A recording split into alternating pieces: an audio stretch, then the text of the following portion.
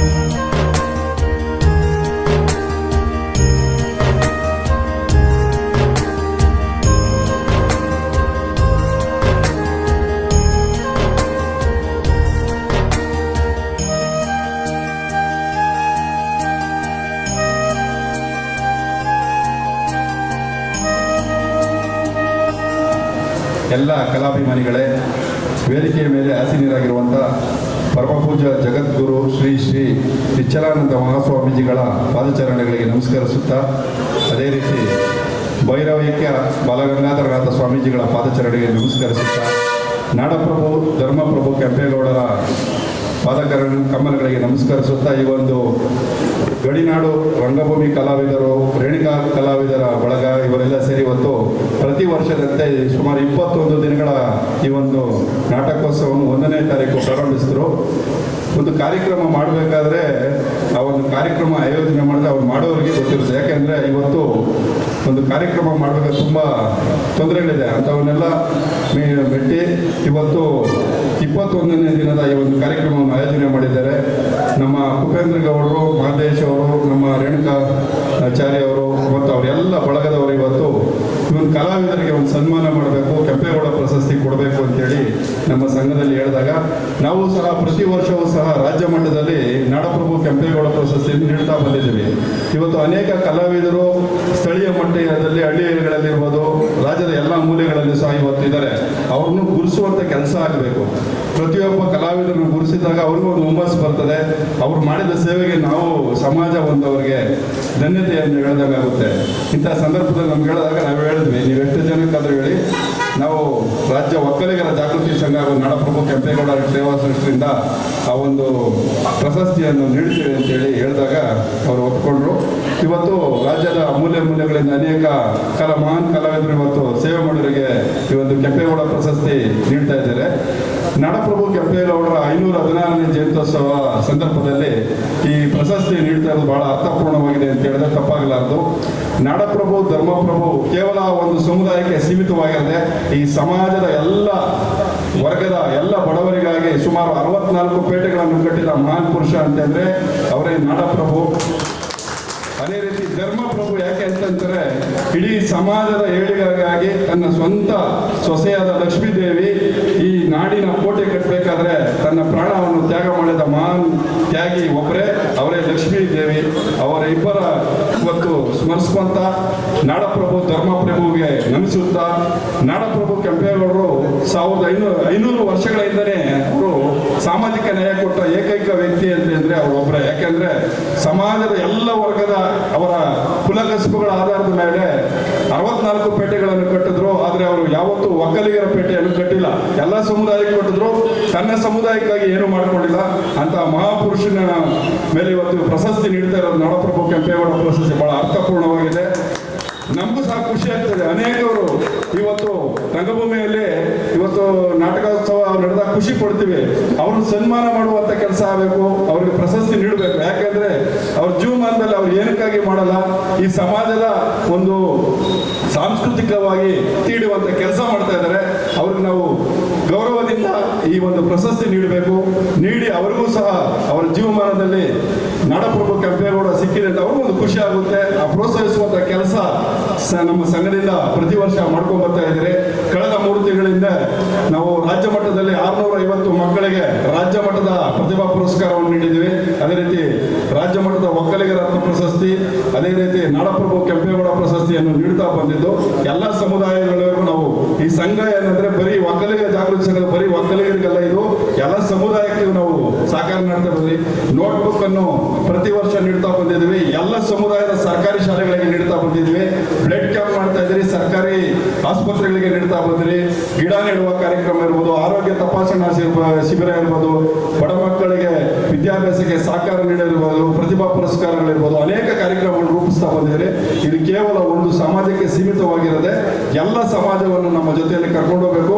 ಈ ಸಮಾಜದ ಜೊತೆಯಲ್ಲಿ ಎಲ್ಲರನ್ನು ಮೇಲಕ್ಕೆತ್ತುವಂತ ಕೆಲಸ ಮಾಡ್ಬೇಕಂತೇಳಿ ಈ ಸಂಸ್ಥೆ ಮಾಡಿದ್ವಿ. ಇವತ್ತು ರಾಜ್ಯದಲ್ಲಿ ಸುಮಾರು 50ಕ್ಕೂ ಹೆಚ್ಚು ಶಾಖೆಗಳಿದೆ. ನಮ್ಮ ಗಡಿ ಭಾಗದಲ್ಲೂ ಸಹ ತಮಿಳುನಾಡು ಭಾಗದಲ್ಲೂ ಒಂದು 3-4 ಶಾಖೆಗಳಿದೆ. 54 ಹೆಚ್ಚು ಶಾಖೆಗಳನ್ನು ಮಾಡಿ ಇವತ್ತು ರಾಜ್ಯದಲ್ಲಿ ರಾಜ್ಯ ಒಕ್ಕಲಿಗರ ಜಾಗೃತಿ ಸಂಘ ಅಂದ್ರೆ ತನ್ನದೇ ಆದ ಒಂದು ಹೆಸರನ್ನು ಪಡೆದಿದೆ. ಇದಕ್ಕೆಲ್ಲ ಪ್ರೇರಣೆಯಾಗಿ ನಮ್ಮ ಪರಮ ಪೂಜ್ಯ ಸ್ವಾಮೀಜಿಗಳ ಆಶೀರ್ವಾದದೊಂದಿಗೆ ನಾವು ಈ ಕಾರ್ಯಕ್ರಮಗಳನ್ನು ರೂಪಿಸ್ತಾ ಈ ಕಾರ್ಯಕ್ರಮಗಳನ್ನು ಬೆಳೆಸ್ತಾ ಬಂದಿದ್ದೀವಿ. ಮುಂದಿನ ದಿನಗಳಲ್ಲೂ ಅಷ್ಟೇ ಸಮಾಜದ ಏಳಿಗೆಗಾಗಿ ಎಲ್ಲರ ಜೊತೆ ಒಕ್ಕಲಿಗರ ಜಾಗೃತಿ ಸಂಘ ಇರುತ್ತೆ. ನಾವು ನಿಮ್ಮ ಜೊತೆಯಲ್ಲಿ ಇರ್ತೀವಿ. ಸಮಾಜದ ಕಟ್ಟಕಡೆಯ ವ್ಯಕ್ತಿಗೂ ಸಹ ನಾವು ಈ ಒಂದು ಸಂಘದ ಒಂದು ಅನುಕೂಲಗಳು ಯಾವ ರೀತಿ ಶಿಕ್ಷಣ ಇರ್ಬೋದು, ಸಾಮಾಜಿಕ ಚಟುವಟಿಕೆಗಳಿರ್ಬೋದು, ಸಾಂಸ್ಕೃತಿಕ ಚಟುವಟಿಕೆಗಳಿರ್ಬೋದು, ಎಲ್ಲದರಲ್ಲೂ ಪ್ರೋತ್ಸಾಹ ನೀಡ್ತೇವೆ. ಇವತ್ತು ಕುಪೇಂದ್ರ ಗೌಡರು 1ನೇ ತಾರೀಕು ಸ್ಟಾರ್ಟ್ ಮಾಡಿದ ಉದ್ಘಾಟನೆ ದಿನನೂ ಬಂದಿದೆ. ಇವತ್ತು ಸಂಜೆ ಮಾಡಿದ್ರೆ ಜನ ಹೆಚ್ಚಿನ ಸಂಖ್ಯೆಯಲ್ಲಿ ಸೇರ್ತಾ ಇದ್ರು. ಮಧ್ಯಾಹ್ನ ಟೈಮ್ ಇವತ್ತೆಲ್ಲ ಕೆಲಸಗಳು ಅವ್ರದೇ ಬಿಜಿ ಇರ್ತದೆ. ಅದು ಅಂದರೆ 21 ದಿನಗಳ ಕಂಟಿನ್ಯೂ ಆಗಿರುತ್ತೆ. ಜನ ಕಡಿಮೆ ಇದೆ, ಪರವಾಗಿಲ್ಲ. ಕುಪೇಂದ್ರ ಗೌಡರ ಶ್ರಮ ಮತ್ತು ಮಾದೇಶ್ ಇರ್ಬೋದು, ನಮ್ಮ ಶ್ರೀನಿವಾಸಾಚಾರ್ಯ ಅವರು ಇರ್ಬೋದು, ಅವರೆಲ್ಲ ತಂಡದ ಶ್ರಮ ಇವತ್ತು ಬಹಳ ಹೆಚ್ಚಿನ ಶ್ರಮ ಹಾಕಿದ್ದಾರೆ. ಯಾಕಂದ್ರೆ ಪ್ರತಿದಿನವೂ ಕಾರ್ಯಕ್ರಮ ರೂಪಿಸೋದಿರ್ಬೋದು, ಅದರ ಖರ್ಚು ವೆಚ್ಚಗಳಿರ್ಬೋದು, ಇವತ್ತು ತುಂಬಾ ಕಷ್ಟ ಇದೆ. ಇಂತಹ ಸಂದರ್ಭದಲ್ಲಿ ಅವರನ್ನ ಸ್ಮರಿಸುತ್ತಾ ಇದು ಇನ್ನೂ ಹೆಚ್ಚಿನ ಮಟ್ಟದಲ್ಲಿ ಬೆಳೆದಿ ಪ್ರತಿ ವರ್ಷ ಈ ಒಂದು ಕಾರ್ಯಕ್ರಮಗಳನ್ನು ಮಾಡೋ ಮುಖೇನ ಸಮಾಜದಲ್ಲಿ ಈ ಒಂದು ಹಳ್ಳಿಗಳಲ್ಲಿ ಗ್ರಾಮೀಣ ಪ್ರದೇಶಗಳಲ್ಲಿ ಅಡಗಿರುವಂತಹ ಈ ಒಂದು ಪ್ರತಿಭೆಗಳನ್ನು ಹೊರತೆಗೆಯುವಂತ ಕೆಲಸ ಆಗಬೇಕು ಮತ್ತು ಅವರಿಗೆ ಅವಕಾಶ ನೀಡಬೇಕು ಅಂತ ಹೇಳ್ತಾ ಈ ಒಂದು ಕಾರ್ಯಕ್ರಮದಲ್ಲಿ ನನಗೆ ಅವಕಾಶ ಮಾಡಿಕೊಟ್ಟಂತ ಎಲ್ಲರಿಗೂ ಸ್ಮರಿಸುತ್ತಾ ವೇದಿಕೆಯ ಮೇಲೆ ಆಸೀನರಾಗಿರುವಂತ ಎಲ್ಲ ಮಹಾನ್ ಕಲಾವಿದರು ಇರ್ಬೋದು, ನಮ್ಮ ಸ್ನೇಹಿತರಾದಂಥ ಭರತ್ ಭೂಷಣ್ ಅವರಿದ್ದಾರೆ, ಅದೇ ರೀತಿ ನಮ್ಮ ಶ್ರೀನಿವಾಸಾಚಾರ್ಯ ಅವರಿದ್ದಾರೆ, ನಮ್ಮ ರಘು ಅವರಿದ್ದಾರೆ, ಅನೇಕರು ಈ ಒಂದು ಕಾರ್ಯಕ್ರಮದಲ್ಲಿ ಭಾಗವಹಿಸಿದ್ದಾರೆ, ಅನೇಕ ಮಾಹಿತಿಗಳು ಭಾಗವಹಿಸಿದ್ದಾರೆ.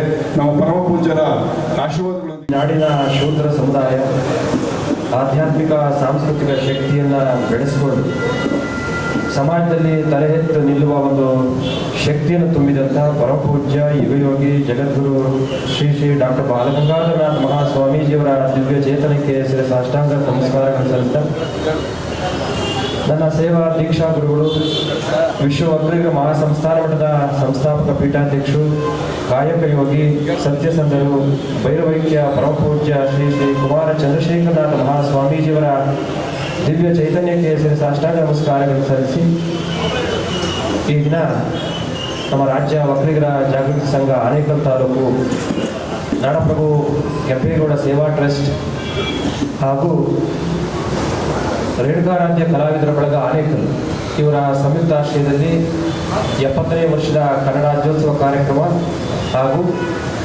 ನಾಡಪ್ರಭು ಧರ್ಮಪ್ರಭು ಕೆಂಪೇಗೌಡರ 516ನೇ ಜಯಂತ್ಯೋತ್ಸವವನ್ನು ಬಹಳ ಅರ್ಥಪೂರ್ಣವಾಗಿ, ಸರಳವಾಗಿ ಆದರೂ ಕೂಡ ಅರ್ಥಪೂರ್ಣವಾಗಿ ಸಂಭ್ರಮದ ಆಚರಣೆಯನ್ನು ಮಾಡುವಂಥ ಈ ಒಂದು ಶುಭ ವೇದಿಕೆಯಲ್ಲಿ ನಮಗೆ ಅನಿಸಿದ್ದು, ಆನೇಕಲ್ನ ನಾಡಪ್ರಭು ಕೆಂಪೇಗೌಡ ಯಾರಪ್ಪ ಅಂದರೆ ಕರ್ನಾಟಕ ಒಕ್ಕಲಿಗರ ಜಾಗೃತಿ ಸಂಘದ ಅಧ್ಯಕ್ಷ ನಮ್ಮ ಆನೇಕಲ್ ಮುದರಾಜ್ ಗೌಡರು.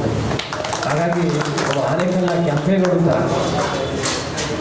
ಸರ್ವರ ಪ್ರೀತಿಗೆ ಪಾತ್ರರಾಗಿ ಎಲ್ಲ ಸಮುದಾಯಗಳು, ಎಲ್ಲ ಧರ್ಮಗಳ, ಎಲ್ಲ ಜನರ ಬಹಳ ಪ್ರೀತಿಯಿಂದ ಇಟ್ಕೊಂಡು ಹುಟ್ಟಿದ್ದು ಒಕ್ಕಲಿಗ ಸಮುದಾಯದಲ್ಲಿ ಆದರೂ ಕೂಡ ಅದನ್ನು ತಲೆಗೆ ಹಚ್ಚಿಕೊಳ್ಳದೆ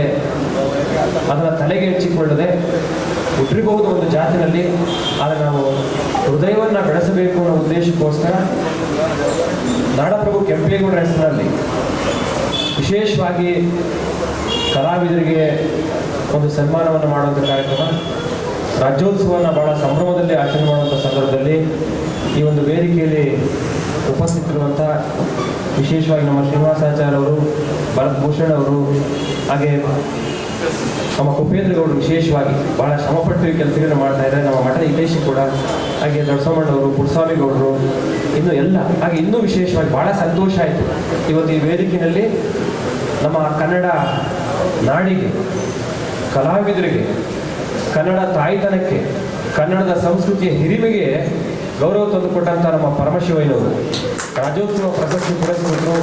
ಯಾಕೆಂದರೆ ರಾಜ್ಯೋತ್ಸವ ಪ್ರಶಸ್ತಿಯನ್ನು ಪಡೆಯೋದು ಭಾಳ ಕಷ್ಟದ ಕೆಲಸ. ಸುದೀರ್ಘವಾಗಿ 40 ವರ್ಷಗಳ ಕಾಲ ಕಲಾ ಸೇವೆಯನ್ನು, ತಾಯಿ ಸೇವೆಯನ್ನು, ಮನೆಯ ಸೇವೆ ಅಂತ ಮಾಡಿಕೊಂಡು ಒಂದೊಂದು ಊಟ ಇರುತ್ತೋ ಇಲ್ವೋ ಗೊತ್ತಿರೋಲ್ಲ ಕಲಾವಿದರಿಗೆ. ನಾವು ನೋಡೋರಿಗೆ ಭಾಳ ಸಂತೋಷವಾಗಿ ನೋಡ್ತಾ ಇರ್ತೀವಿ ಕಲಾವಿದರ ಪ್ರದರ್ಶನವನ್ನು, ನಾಟಕಗಳನ್ನ. ಅದು ಪೌರಾಣಿಕ ಇರ್ಬೋದು ಅಥವಾ ಐತಿಹಾಸಿಕ ಇರ್ಬೋದು, ಸಾಮಾಜಿಕ ಇರ್ಬೋದು. ಆದರೆ ಕಲಾವಿದರ ಬದುಕು ಬ್ಯಾಕ್ ಸೈಡ್ ಬಂದು ನೋಡಿದಾಗ ಗೊತ್ತಾಗುತ್ತೆ ಅವರ ಹೊಟ್ಟೆ ತುಂಬಿದೆಯೋ ಇಲ್ವೋ ಅಂತೇಳಿ. ನಮಗನ್ಸುತ್ತೆ ಎಲ್ಲ ಹೊಟ್ಟೆ ತುಂಬಿದ್ದಾರೆ, ಬಣ್ಣ ಹಾಕೊಂಡಿದ್ದಾರೆ, ಸಂತೋಷವಿದ್ದಾರೆ, ಮನೆ ಕಡೆ ಕೈ ತುಂಬ ಇದೆ, ಹಾಗಾಗಿ ನಾಟಕ ಪ್ರದರ್ಶನ ಮಾಡ್ತಾ ಇದ್ದಾರೆ ಅನ್ನೋ ಭಾವನೆ ಇರುತ್ತೆ. ಆದರೆ ಕಲಾವಿದರನ್ನ ಅವ್ರ ಹೊಟ್ಟೆ ತುಂಬಿದೆಯೋ ಇಲ್ವೋ ಅಂತ ನೋಡಲಿಕ್ಕೆ ಕೆಲವರು ಮಾತ್ರ ಪ್ರಯತ್ನ ಮಾಡ್ತಾರೆ. ಅಂಥವರ ದೃಷ್ಟಿಯಲ್ಲಿ ಇವತ್ತು ನಮ್ಮ ಮುದರಾಜ್ ಗೌಡರು, ಕುಪೇಂದ್ರ ಗೌಡರು ಎಲ್ಲರೂ ಸೇರಿ ಒಂದು 50-60 ಜನ ಕಲಾವಿದರಿಗೆ ಪ್ರೀತಿಪೂರ್ವಕವಾದಂತಹ ಅವರು ಸನ್ಮಾನ ಮಾಡಿದ ತಕ್ಷಣ ಅವ್ರ ಶ್ರೀಮಂತಿಗೆ ಹೆಚ್ಚಾಗೋದಿಲ್ಲ. ರಾಜ್ಯೋತ್ಸವ ಪ್ರಶಸ್ತಿಯನ್ನು ಕರ್ನಾಟಕ ಸರ್ಕಾರ, ಕನ್ನಡ ಸಂಸ್ಕೃತಿ ಇಲಾಖೆ ಕೊಟ್ಟ ತಕ್ಷಣ ಅವ್ರ ಶ್ರೀಮಂತಿಗೆ ಹೆಚ್ಚಾಗೋದಿಲ್ಲ. ಆದರೆ ನಾಡಿನ ಕಲಾವಿದರ ಸಾಂಸ್ಕೃತಿಕ ಶ್ರೀಮಂತಿಗೆ ಹೆಚ್ಚಾಗುತ್ತೆ. ಒಬ್ಬ ಕಲಾವಿದರನ್ನ ಗೌರವಿಸಿದರೆ ವ್ಯಕ್ತಿಗತವಾಗಿ ಆ ಕಲಾವಿದರಿಗೆ ಏನು ಅನುಕೂಲ ಆಗಲ್ಲ, ಒಂದು ಮನಸ್ಸಿಗೆ ತೃಪ್ತಿ ಸಿಗ್ಬೋದು. ಪರವಾಗಿಲ್ಲಪ್ಪ, ನಮಗೆ ಇಂಥ ಸಂಘಟನೆಯವರು ಸನ್ಮಾನ ಮಾಡಿದ್ರು ಸಾರ್ವಜನಿಕವಾಗಿ. ಆದರೆ ಆ ಸನ್ಮಾನ ಯಾರಿಗೆ ಸಲ್ಲುತ್ತೆ? ನಾವು ಬದುಕುತ್ತಿರುವಂಥ ಈ ನಾಡಿನ ಸಂಸ್ಕೃತಿಗೆ ಕೊಟ್ಟಂಥ ಒಂದು ಗೌರವ ಆಗುತ್ತೆ. ಆ ಕೆಲಸವನ್ನು ಇವತ್ತು ಮಾಡ್ತಾ ಇರೋದೊಂದು ಸುದ್ದಿ ಅಂತ ಹೇಳಿ ಭಾವಿಸ್ತೇನೆ. ನಿಮಗೆಲ್ಲ ಗೊತ್ತಿರ್ಬೋದು, ನಮ್ಮ ಸ್ನೇಹಿತರು ಹೇಳಿದರು ನಿರೂಪಣೆ ಮಾಡ್ತಾ, ಡಾಕ್ಟರ್ ರಾಜ್ಕುಮಾರ್ ಅವರು ಮಾತಾಡ್ತಾ ಹೇಳಿದರು, ಹಿರಿಯರು. ಡಾಕ್ಟರ್ ರಾಜ್ಕುಮಾರ್ ಅವರು ಒಬ್ಬ ಕಲಾವಿದನಾಗಿ ಇಡೀ ಜಗತ್ತಿನ ಸಿನಿಮಾ ಕ್ಷೇತ್ರದಲ್ಲಿ, ಇಡೀ ಭಾರತೀಯ ಸಿನಿಮಾ ಕ್ಷೇತ್ರದಲ್ಲಿ, ಇಡೀ ಕನ್ನಡ ನಾಡಿನ ಸಿನಿಮಾ ಕ್ಷೇತ್ರದಲ್ಲಿ ದಾದಾ ಸಾಹೇಬ್ ಫಾಲ್ಕೆ ಪ್ರಶಸ್ತಿನ ಪಡ್ಕೊಂಡು, ಕರ್ನಾಟಕ ರತ್ನ ಪ್ರಶಸ್ತಿನ ಪಡ್ಕೊಂಡು, ನಟ ಸಾರ್ವಭೌಮ ಅಂತೇಳಿ ಕೀರ್ತಿಯನ್ನು ಪಡೆದಿದ್ದು ಅವರು ಸಿನಿಮಾ ರಂಗದಿಂದ ಅಲ್ಲ, ಸಿನಿಮಾದ ಹಿಂದೆ ಇರುವ ಈ ರಂಗಭೂಮಿಯಿಂದ. ಅಕಸ್ಮಾತ್ ಅವರು ರಂಗಭೂಮಿಯಲ್ಲಿ ಪಳಗಲಿಲ್ಲ ಅಂದಿದ್ರೆ, ರಂಗಭೂಮಿಯಲ್ಲಿ ಅವನು ಉಜ್ಜಿ ತೀಡಿ ಬೆಳೆಸಲಿಲ್ಲ ಅಂದಿದ್ರೆ ಅವರು ಸಿನಿಮಾ ನಟರಾಗಿ ಶ್ರೇಷ್ಠತೆ ಪಡೆಯಲಿಕ್ಕೆ ಸಾಧ್ಯ ಆಗ್ತಿರಲಿಲ್ಲ.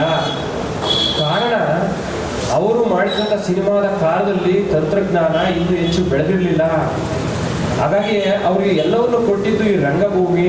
ಅವರ ಬದುಕಿಗೆ ಒಂದು ಶ್ರೇಷ್ಠತೆಯನ್ನ, ಅನುಭವವನ್ನ, ಶಕ್ತಿಯನ್ನ ತುಂಬಿದ್ದು ರಂಗಭೂಮಿ. ಹಾಗಾಗಿ ರಂಗಭೂಮಿ ಕಲಾವಿದರಿಗೆ ನಾವು ವೈಯಕ್ತಿಕವಾಗಿ ಬಹಳ ಪೂಜನೀಯ ಭಾವನೆಯನ್ನು ತೋರಿಸ್ತೀವಿ. ಕಾರಣ ಇಷ್ಟೇ, ನಾವು ಕೂಡ ಇವತ್ತು 11 ತಿಂಗಳಾಯಿತು ಸನ್ಯಾಸಕ್ಕೆ ಸ್ವೀಕರಿಸಿ ವಿಶ್ವ ಒಕ್ಕಲಿಗರ ಮಹಾಸಂಸ್ಥಾನ ಮಟ್ಟದಲ್ಲಿ. ನಾವು ಹಿಂದೆ ಸ್ಪೆಷಲ್ DC ಆಗಿ ಮಂಡ್ಯ, ಚಿಕ್ಕಮಗಳೂರು, ಹಾಸನ ಇದೆಲ್ಲ ಕೆಲಸ ಮಾಡಿದ್ದೇವೆ. ಬೇರೆ ಬೇರೆ ಕಡೆ ಅಸಿಸ್ಟೆಂಟ್ ಕಮಿಷನರ್ ಆಗಿ ಕೆಲಸ ಮಾಡಿದ್ದೇವೆ. ಬೇರೆ ಬೇರೆ ಕಡೆ ತಹಶೀಲ್ದಾರ್ ಆಗಿ ಕೆಲಸ ಮಾಡಿದ್ದೇವೆ. ಅಲ್ಲೆಲ್ಲವೂ ಕೂಡ ಒಬ್ಬ ಅಧಿಕಾರಿಯಾಗಿ ಕಲಾವಿದರ ಕಷ್ಟ ಏನು ಅಂತ ಗೊತ್ತಿದೆ. ಇವತ್ತು ನಾಡಪ್ರಭು ಕೆಂಪೇಗೌಡ ಜಯಂತಿ ಮಾಡ್ತಾ ಇದ್ದೀವಿ, ರಾಜ್ಯೋತ್ಸವವನ್ನು ಕೂಡ ಮಾಡ್ತಾ ಇದ್ದೀವಿ. ಇವೆರಡು ಜಯಂತಿಗಳು ನಿಜವಾಗ್ಲೂ ರಂಗಭೂಮಿ ಕಲಾವಿದರಿಗೆ ಸಲ್ಲಬೇಕಾಗುತ್ತೆ. ಹಳೆಬೇರು ವಸತಿಗಳು ಕೂಡಿರಲು ಮನಸೊಗಸುವಂತಾರೆ ದಾರ್ಶನಿಕರು, ದೊಡ್ಡವರು, ಪೂರ್ವಿಕರು. ವೇದ ಸುಳ್ಳಾದರೂ ಗಾದೆ ಸುಳ್ಳಾಗದು ಅಂತ ಹೇಳ್ತಾರೆ. ಹಾಗಾಗಿ ಅನುಭವಾತ್ಮಕವಾಗಿ ಹೇಳೋದಾದ್ರೆ ಹಳೆಬೇರು ಹೊಸ ಚಿಗುರು. ಇವತ್ತು ಎಲ್ಲರೂ ಯಂಗ್ಸ್ಟರ್ಸ್, ಯುವಕರು ಸಂಸ್ಕೃತಿಯನ್ನು ಮರಿತಾ ಇದ್ದಾರೆ.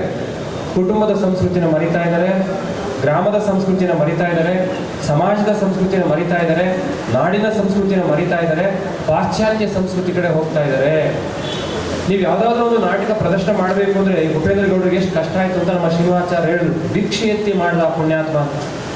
ಒಂದೊಂದು ನಾಟಕವನ್ನು ಮಾಡಿಸ್ಬೇಕಾದ್ರೆ ಎಷ್ಟು ಕಷ್ಟ ಆಗುತ್ತೆ, 16,000 ರೂಪಾಯಿಗಳು ಖರ್ಚಾಗುತ್ತೆ. ಕಲಾವಿದರಿಗೆ ಅಟ್ಲೀಸ್ಟ್ ಬಸ್ ಚಾರ್ಜ್ ಕೊಡ್ಬೇಕಲ್ವಾ, ಕೈ ತುಂಬ ಹಣ ಕೊಡ್ದಿರೋ ಪರವಾಗಿಲ್ಲ, ಒಂದು ಊಟ ಹಾಕ್ಬೇಕಲ್ವಾ. ಅಂತ ಕಲಾವಿದರನ್ನ ಪ್ರೋತ್ಸಾಹ ಮಾಡಲಿಕ್ಕೆ ನಿಜವಾಗ್ಲೂ ಕೂಡ ನಾನು ಮುನ್ರಾಜೇಗೌಡರಿಗೆ ವಿನಂತಿ ಮಾಡ್ಕೊತೀನಿ. ಅವ್ರಿಗೆ ಭಗವಂತ ಚೆನ್ನಾಗಿ ಕೊಟ್ಟಿದ್ದಾನೆ, ಅವ್ರು ತಪ್ಪು ತಿಳಿಬಾರ್ದು. ಮಂಡ್ಯ ಜಿಲ್ಲೆಯಲ್ಲಿ ನಾನು ಅಡಿಷನಲ್ DC ಆಗಿದ್ದಂಥ ಸಂದರ್ಭದಲ್ಲಿ ಎಲ್ಲ ಕಲಾವಿದರ ಜೀವನವನ್ನು ಹಿಂದಿನಿಂದ ನೋಡಿದ್ದೀನಿ. ಮುಖದಲ್ಲಿ ಬಣ್ಣ ಹಾಕಿದಾಗ ಚೆನ್ನಾಗಿ ಕಾಣ್ತಾರೆ, ಕೃಷ್ಣ, ದುರ್ಯೋಧನ, ದುಶಾಸನ ಎಲ್ಲರ ಥರ ಚೆನ್ನಾಗಿ ಕಾಣ್ತಾರೆ ನಮಗೆ. ಆದರೆ ಅವ್ರ ಬದುಕನ್ನು ನೋಡಿದಾಗ ಭಾಳ ಕಷ್ಟದಲ್ಲಿರ್ತಾರೆ. ಆದರೆ ಅವರು ಅನಿವಾರ್ಯವಾಗಿ ಈ ಕಲೆಯನ್ನು ಉಳಿಸಬೇಕು, ಈ ಕಲೆಯನ್ನು ನಾವು ಉಳಿಸ್ದಲೇ ಇದ್ರೆ ಇನ್ಯಾರು ಉಳಿಸ್ತಾರೆ ಅನ್ನೋ ಒಂದು ಸಂಕಲ್ಪವನ್ನು ಅವ್ರ ಮನಸ್ಸಿಗೆ, ಹೃದಯಕ್ಕೆ ಹಾಕಿಕೊಂಡು ಆ ಒಂದು ದಾರಿಯಲ್ಲಿ ನಡೀತಾ ಹೋಗ್ತಾರೆ. ಮಂಡ್ಯದಲ್ಲಿ ಇತ್ತೀಚೆಗೆ ನೀವೆಲ್ಲ ನೋಡಿರ್ಬೋದು, ನಾನು ಗೌಡರಿಗೆ ಅದನ್ನ ಕಳಿಸ್ಕೊಡ್ತೀನಿ. ನಾವೇ ಅಲ್ಲಿ ಪ್ರೇರಣೆ ನೀಡಿದ್ದು, ದಯಮಾಡಿ ಮಂಡ್ಯ ಜಿಲ್ಲೆ ಎಲ್ಲ ಕಲಾವಿದರ ಒಂದು ಪತ್ತಿನ ಸಹಕಾರ ಸಂಘ ಮಾಡಿ ಅವ್ರಿಗೆ ಅಟ್ಲೀಸ್ಟ್ ಪರಿಕರಗಳನ್ನ ತೆಕ್ಕೊಳ್ಳಿಕ್ಕೆ, ಒಂದು ಸಣ್ಣ ಸಣ್ಣ ಮನೆಯನ್ನು ಕಟ್ಕೊಳ್ಳಿಕ್ಕೆ, ಅವ್ರ ಮಕ್ಕಳಿಗೆ ಒಂದು ಒಳ್ಳೆ ಎಜುಕೇಶನ್ ಕೊಡಲಿಕ್ಕೆ ಸಾಲ ಸೌಲಭ್ಯಗಳು ಸಿಗೋ ಹಾಗೆ ಮಾಡಿ. ಇತ್ತೀಚೆಗೆ ಅಲ್ಲಿ ಇಡೀ ಮಂಡ್ಯ ಜಿಲ್ಲೆಯ ಕಲಾವಿದರ ಪತ್ತಿನ ಸಹಕಾರ ಸಂಘವನ್ನು ಪ್ರಾರಂಭ ಮಾಡಿ ಸಾವಿರಾರು ಸದಸ್ಯರನ್ನ ಮಾಡಿ ಬಡತನದಲ್ಲಿರುವಂಥವ್ರಿಗೆ, ಭಾಳ ಕಷ್ಟದಲ್ಲಿರೋರಿಗೆ ಒಂದು ಮನೆ ಕಟ್ಸ್ಕೊಡೋದು, ಸಾಲ ಕೊಡೋದು, ಅವ್ರ ಮಕ್ಕಳಿಗೆ ಒಳ್ಳೆ ಎಜುಕೇಶನ್ ಕೊಡಿಸೋದು. ಯಾಕೆ ಗೊತ್ತಾ, ಇವತ್ತು ಕಲಾವಿದರ ಮನೆಯಲ್ಲಿ ಎಷ್ಟು ಕಷ್ಟ ಇರುತ್ತೆ ಗೊತ್ತಾ.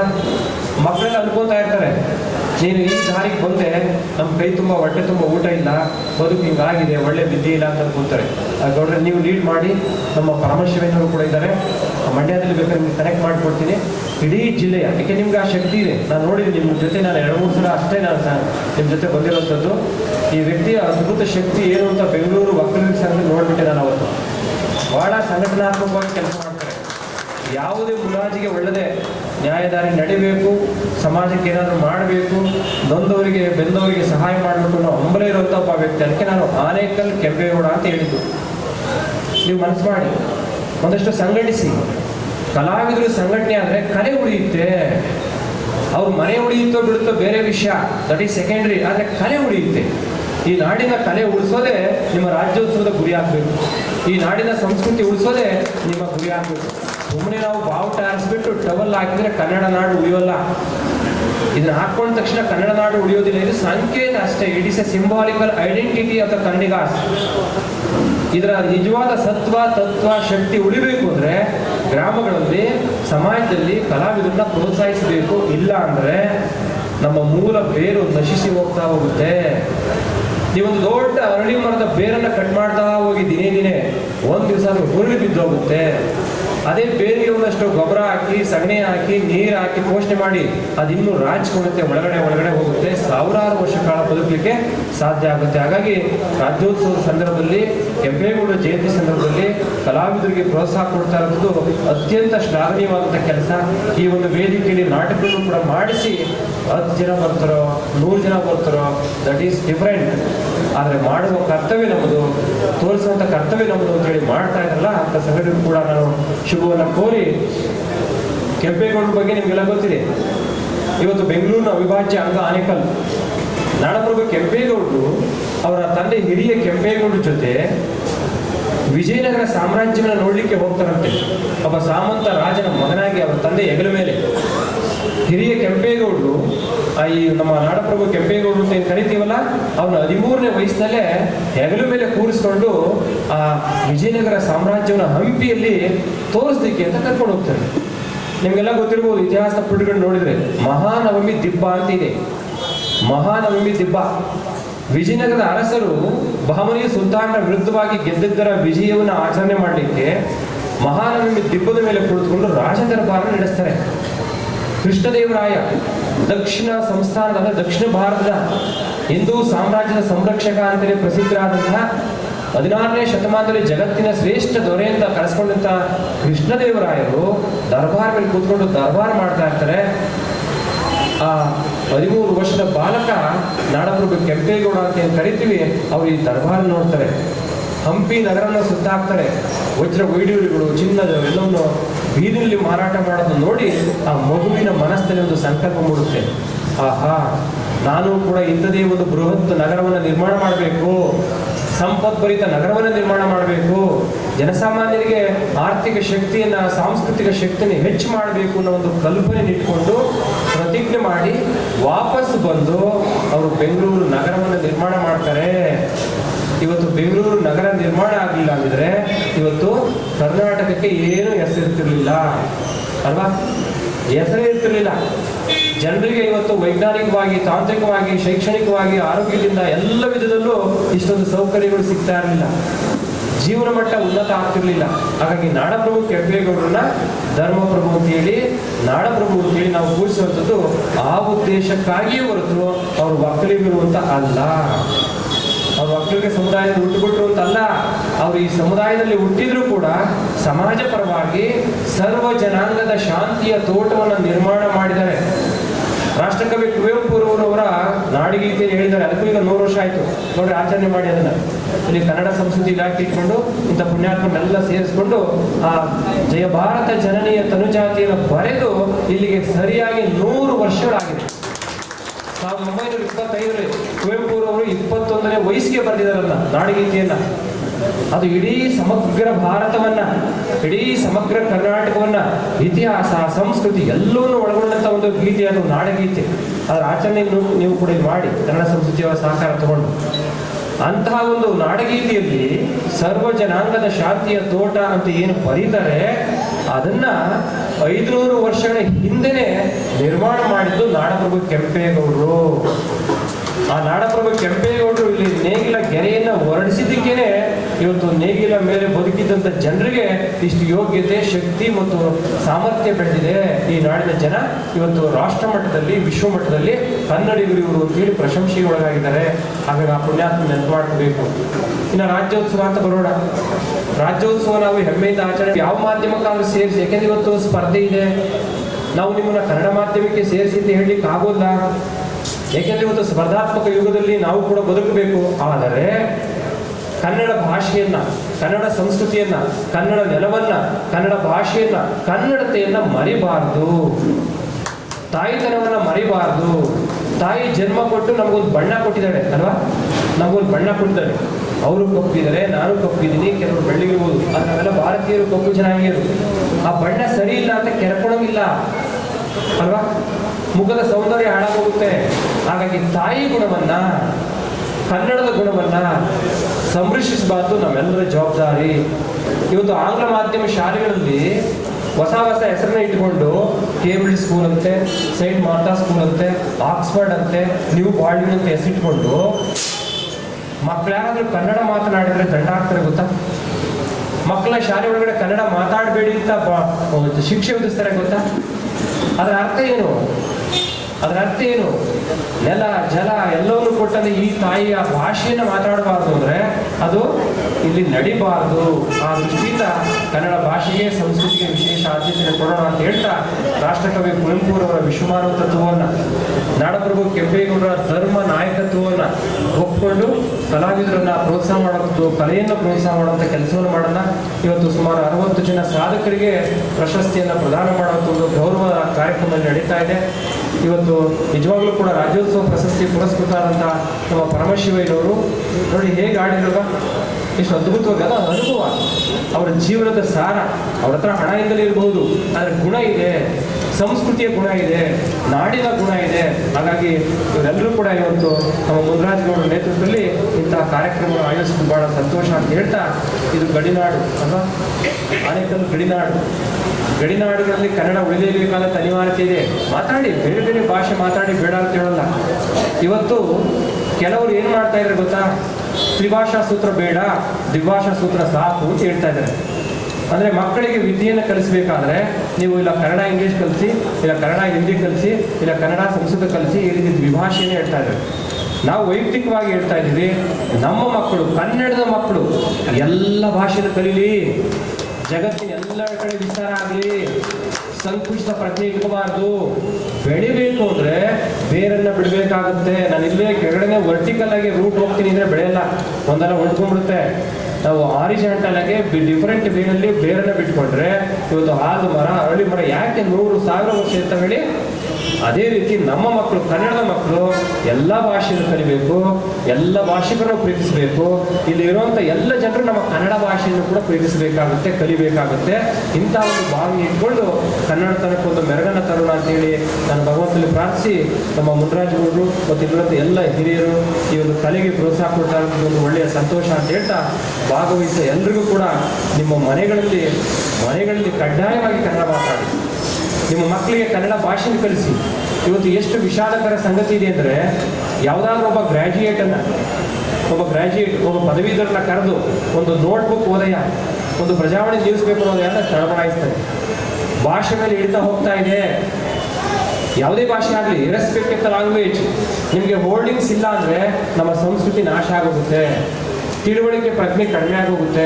ಸೊ ಆ ದೃಷ್ಟಿಯಿಂದ ಭಾಷಾ ಪ್ರೇಮವನ್ನು ಇಟ್ಕೊಳ್ಳೋಣ, ಸಂಸ್ಕೃತಿಯ ಪ್ರೇಮವನ್ನು ಇಟ್ಕೊಳ್ಳೋಣ, ಕಲಾ ಪ್ರೇಮವನ್ನು ಇಟ್ಕೊಳ್ಳೋಣ, ನಾಡಿನ ಪ್ರೇಮವನ್ನು ಇಟ್ಕೊಳ್ಳೋಣ, ಮತ್ತು ಸಮಾಜದ ಮಧ್ಯೆ ಸಾಮರಸ್ಯವನ್ನು, ಸಮನ್ವಯವನ್ನು ಬಾಳಿಸ್ಕೊಂಡು ಎಲ್ಲರೂ ಒಗ್ಗಟ್ಟಾಗಿ ಸರ್ವೇ ಜನಃ ಸುಖಿನೋ ಭವಂತು ಅನ್ನೋ ಭಾವನೆಯಲ್ಲಿ ನಡೀಲಿಕ್ಕೆ ಇಂತೆಲ್ಲ ಸಾಂಸ್ಕೃತಿಕ ಪ್ರಜ್ಞೆಯನ್ನು ಬೆಳೆಸುವಂಥ ಸಂಘಟನೆಗಳು ಅಗತ್ಯ ಇದೆ.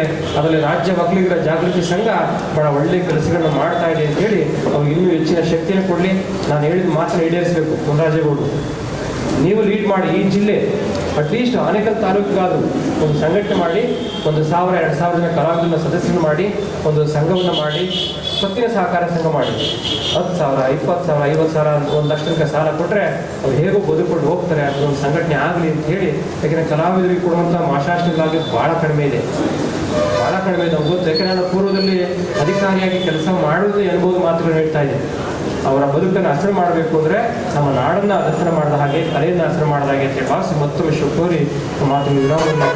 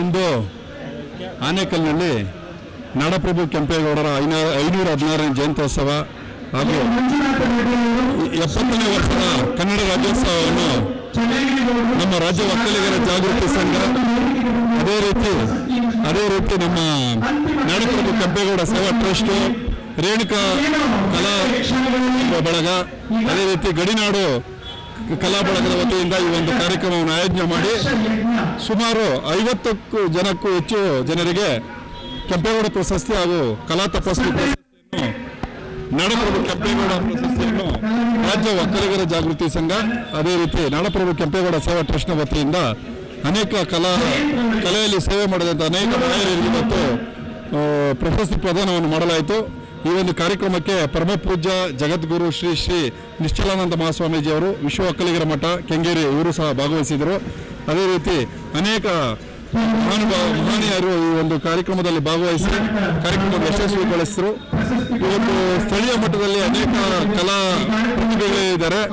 ಅವರಿಗೆ ನಮ್ಮ ರಾಜ್ಯ ಒಕ್ಕಲಿಗರ ಜಾಗೃತಿ ಸಂಘ ಪ್ರತಿ ವರ್ಷವೂ ಸಹ ಈ ಒಂದು ಕೆಂಪೇಗೌಡ ಪ್ರಶಸ್ತಿ, ಕಲಾಶ್ರೀ ಪ್ರಶಸ್ತಿಗಳನ್ನು ನೀಡ್ತಾ ಬಂದಿದೆ. ಅದೇ ರೀತಿ ಈ ಬಾರಿಯೂ ಸಹ ರಾಜ್ಯದ ಅನೇಕ ಮೂಲೆಗಳಿಂದ ಬಂದಿದ್ದಂಥ ಕಲಾಭಿಮಾನಿಗಳಿಗೆ ಈ ಒಂದು ಪ್ರಶಸ್ತಿಗಳನ್ನು ನೀಡಿ ಗೌರವಿಸಲಾಯಿತು.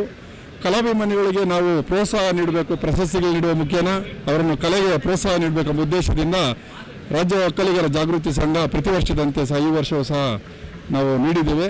ಭಾಳ ಸಂತೋಷವಾಯಿತು. ಈ ಒಂದು ಕಾರ್ಯಕ್ರಮಕ್ಕೆ ಈ ಒಂದು ಸ್ವಾಮೀಜಿಗಳು ಸಹ ಅವರು ನಮ್ಮ ಸಂಘದ ವತಿಯಿಂದ ಒಂದು ಕಲಾಭಿಮಾನಿಗಳಿಗಾಗಿ ಒಂದು ಬ್ಯಾಂಕನ್ನು ಮಾಡಬೇಕು, ಅವರಿಗೆ ಸಹಕಾರ ನೀಡಬೇಕಂತ ಆದೇಶ ಮಾಡಿದ್ದಾರೆ. ಅವರ ಆದೇಶ ಅನುಸಾರ ನಾವು ಮಾಡ್ತೀವಿ. ಮುಂದಿನ ದಿನಗಳಲ್ಲಿ ಮುಂದೆ ಒಂದು ಕಟ್ಟಡ ಮಾಡಬೇಕಂತಿದ್ದೀವಿ. ಆವಾಗ ಅದನ್ನು ಮಾಡುವ ಒಂದು ಸಂಕಲ್ಪ ಮಾಡ್ತೀವಿ. ಅದೇ ರೀತಿ ಕಲಾಭಿಮಾನಿಗಳನ್ನ ಯಾವತ್ತೂ ರಾಜ್ಯ ಒಕ್ಕಲಿಗರ ಜಾಗೃತಿ ಸಂಘ ಸದಾ ಸಾಮಾಜಿಕ ಮತ್ತು ಧಾರ್ಮಿಕ ಇರ್ಬೋದು, ಸಾಂಸ್ಕೃತಿಕವಾಗಿರ್ಬೋದು ಎಲ್ಲ ರಂಗಗಳ ದಿನದಲ್ಲಿತ್ತು ಎಲ್ಲ ಬಡ ಬಂಧುಗಳು ಸಹ ನಾವು ಜೊತೆಯಲ್ಲಿದ್ದು ಅವರಿಗೆ ಸಹಕಾರ ನೀಡ್ತೀವಿ ಅಂತ ತಮ್ಮ ಮಾಧ್ಯಮದ ಮೂಲಕ ನಾನು ಪ್ರೀತಿಪೂರ್ವಕವಾಗಿ ಹೇಳ್ತೀವಿ. ಆನೇಕಲ್ ಪಟ್ಟಣದಲ್ಲಿ ಕೆಂಪೇಗೌಡರ 516ನೇ ಜಯಂತ್ಯೋತ್ಸವ ಹಾಗೂ 70ನೇ ಕನ್ನಡ ರಾಜ್ಯೋತ್ಸವದ ಅಂಗವಾಗಿ ರಂಗಭೂಮಿಯಲ್ಲಿ ಸೇವೆ ಸಲ್ಲಿಸಿದ್ದಕ್ಕಂಥ ಈ ನಮ್ಮ ಪಟ್ಟಣದಲ್ಲಿ ಸತತ 21 ದಿನಗಳು ನಾಟಕೋತ್ಸವವನ್ನು ನಡೆಸಿ ಆ ರಂಗಭೂಮಿಯಲ್ಲಿ ಸೇವೆ ಸಲ್ಲಿಸಿದಂಥ ಕಲಾವಿದರನ್ನು ಗುರುತಿಸಿ ಇವತ್ತು ಒಂದು ನಮ್ಮ ಸ್ವಾಮೀಜಿಗಳ ನಿಷ್ಠಲಾನಂದ ಸ್ವಾಮೀಜಿಗಳ ಮುಖಾನ ಸನ್ಮಾನಿಸಲಾಗಿದೆ. ಇದೇ ರೀತಿ ಮುಂದಿನ ವರ್ಷಗಳು ಸಹ ಇನ್ನೂ ಹೆಚ್ಚಿನ ಒಂದು ಪ್ರೋತ್ಸಾಹ ನೀಡಿ ಎಲ್ಲ ಕಲಾವಿದರಿಗೆ ಗುರುತಿಸಬೇಕು ಈ ನಾಡಿನಲ್ಲಿ ಅನ್ನೋದು ನಮ್ಮ ಒಂದು ಅಭಿಲಾಷೆ.